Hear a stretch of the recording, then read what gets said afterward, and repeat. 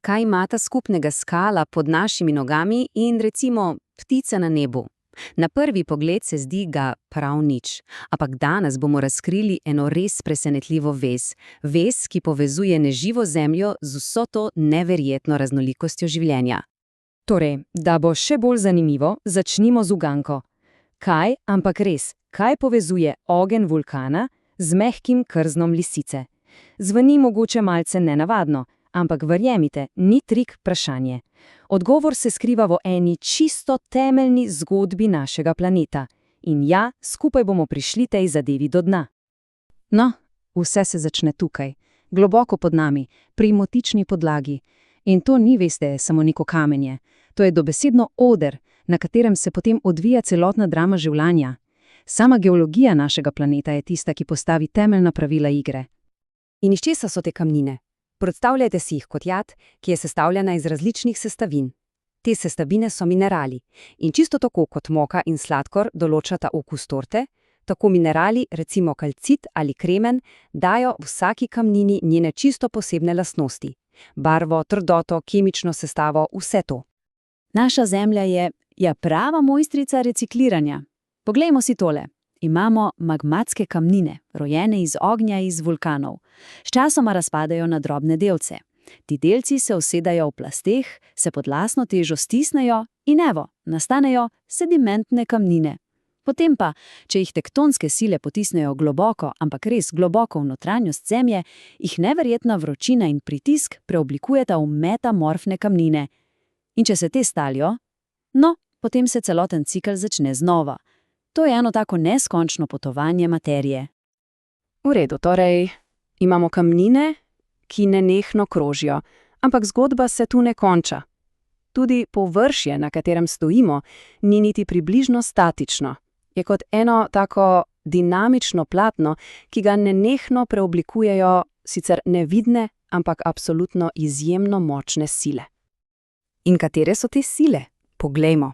V merilu milijonov let, ja, milijonov, tektonske plošče trčijo in gradijo mogočna gorovja. Potem v merilu tisočih let ledeniki delujejo kot orjaški buldožerji in preoblikujejo cele doline. Vulkani lahko ustvarijo novo kopno v pičnih nekaj dneh, medtem ko potresi spremenijo pokrajino v nekaj sekundah. Vse te sile skupaj ustvarjajo te veličastne poteze našega planeta. In potem je tu voda. Reke in dež so neverjetno potrpežljivi, ampak hkrati neizprosni kiparji. Kapljica za kapljico, leto za letom, njihova moč počasi spodjeda najtrše kamnine. Dolbejo globoke kanjone in ustvarjajo prostrane doline. To je res živ dokaz, da lahko tudi najmanjša sila s časom dobesedno premakne gore. V sušnih puščavah pa glavno vlogo prevzame veter. On je tam glavni umetnik. Deluje kot nekakšen naravni peskalnik, ki z drobnimi zrnci peska brusi skale v čisto bizarne, včasih skoraj nadnaravne oblike. Hkrati pa gradi tiste mogočne peščene sipine, ki potujejo po pokrajini kot počasni, tihi valovi. A ja, in ne smemo pozabiti na moč ledu. Ogromni ledeniki, to so prave reke ledu, se premikajo počasi, ampak absolutno neustavljivo. Svojo neizmerno težo dobesedno zmeljajo gore v prah, za sabo pa puščajo preoblikovane pokrajine in tiste značilne doline v obliki črke U. So kot tihe priče ledene dobe. V redu, vse to geološko dogajanje, od rojstva ene same kamnine pa do oblikovanja celega gorovja, to ni samo neko slikovito ozadje za razglednice. Ne, vse to ustvarja pogoje, ustvarja en edinstven nabor pravil igre, ki jim mora življenje slediti, če hoče preživeti. V znanosti tem dejavnikom rečemo, ločimo jih na dve vrsti. Imamo nežive ali abiotske dejavnike. To je oder, temperatura, voda, vrsta tal, vsi fizični pogoji. Potem pa imamo žive, biotske dejavnike. To so igralci na tem odru, rastline, živali, ki med sabo tekmujejo, sodelujejo, se lovijo. In kar je ključno, je tole. Oder določa, kateri igralci sploh lahko nastopijo in kakšna igra se bo odvijala.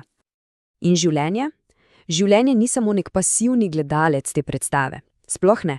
Življenje se aktivno odziva na ta pravila, ki jih postavlja okolje, in tem odzivom pravimo prilagoditve.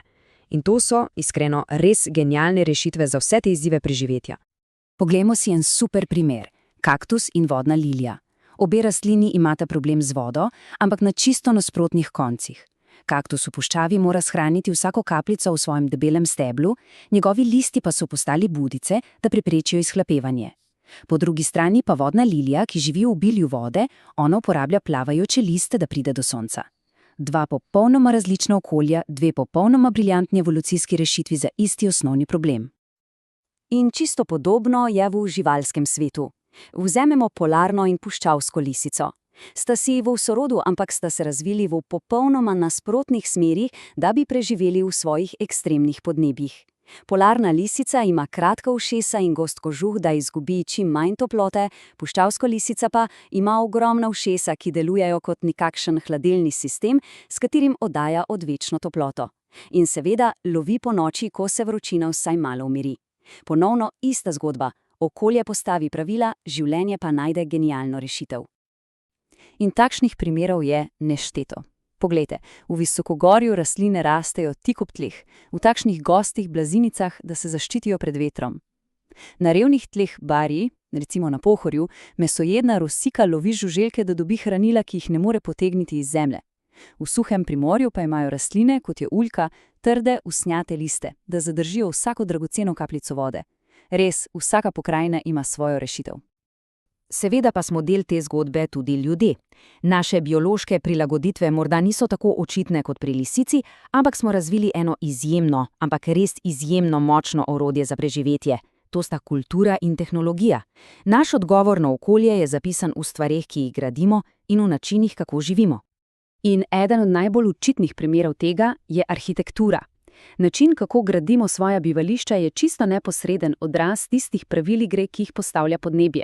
To je naša prilagoditev, zapisana v opeki, lesu in betonu. Recimo na Arktiki. Iglu ni samo zavetje, je prava mojstrovina inženiringa, narejena iz edinega materiala, ki je na voljo. Stišnjen sneg je namreč presenetljivo dober izolator. Zadržuje telesno toploto v notranjosti, tudi ko zunaj temperatura pade globoko pod ničlo. Ali pa v vročih in vlažnih tropih, kjer so poplave stalna grožnja. Tam so hiše na koljih genialna rešitev, kjer so dvignjene od tal, ne ščitijo samo pred vodo, omogočajo tudi kroženje zraka pod hišo, kar ustvarja naravno hlajenje. Preprosto, a izjemno učinkovito. Potem pa puščave, kjer so temperaturna nihanja med dnem in nočjo ekstremna. Tam so tradicionalne hiše iz črpiča, to je mešanica zemlje in slame, popolna rešitev. Zakaj? Ker njihove debele stene čez dan vpijajo vročino in ohranjajo notranjost prijetno hladno. Po noči, ko se puščava ohladi, pa to shranjeno toploto počasi oddajajo nazaj v prostor in ga grejejo. V bistvu je to naravna klimatska naprava. Torej, če potegnemo črto, od geoloških sil, ki ustvarjajo eno samo kamnino, do prilagoditev kaktusa in lisice, pa vse do načina, kako si gradimo domove, vse. Ampak res vse je del ene same velike zgodbe. To je zgodba o nenehnem, ustvarjalnem dialogu med življenjem in planetom, na katerem živi.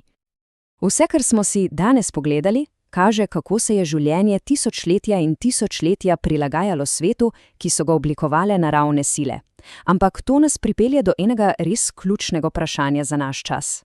Do zdaj se je življenje prilagajalo svetu. Kako pa se svet zdaj prilagaja nam? Našim dejanjem? To je misel, s katero zaključujemo to današnje raziskovanje.